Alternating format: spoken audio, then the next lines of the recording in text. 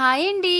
First time గోంగూర ఎండు రొయ్యలతో పులుసు చేస్తున్నా. ఈ పులుసు చేసేటప్పుడు వచ్చే స్మెల్కి ఎప్పుడెప్పుడు తింటానా అన్నట్లుంది. ఈ పులుసుకి ఒక కట్ట గోంగూర, హాఫ్ కప్ ఎండు రొయ్యలు, కొంచెం బియ్యం రవ్వ ఉంటే సరిపోతుంది. ప్యాన్ లో బియ్యం రవ్వని డ్రై రోస్ట్ చేసుకోవాలి. బియ్యం రవ్వని డ్రై రోస్ట్ చేసినప్పుడు వచ్చే అరోమా చాలా బాగుంటుంది. కొంచెం కలర్ చేంజ్ అయితే సరిపోతుంది. అదే ప్యాన్ లో ఎండు రొయ్యలు కూడా డ్రై రోస్ట్ చేసుకోవాలి. ఈ రొయ్యల్ని వాటర్ లో 2 to 3 టైమ్స్ చక్కగా వాష్ చేసుకోవాలి.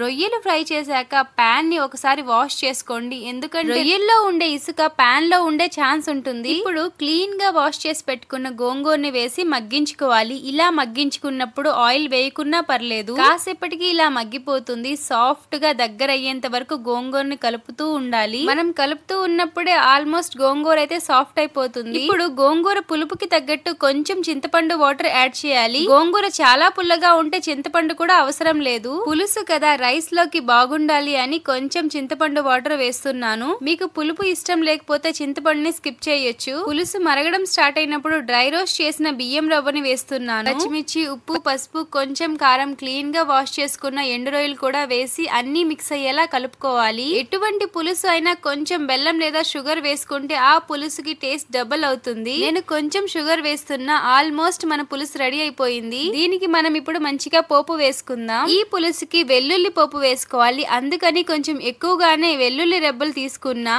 వీటిని దంచి పక్కన పెట్టుకోవాలి.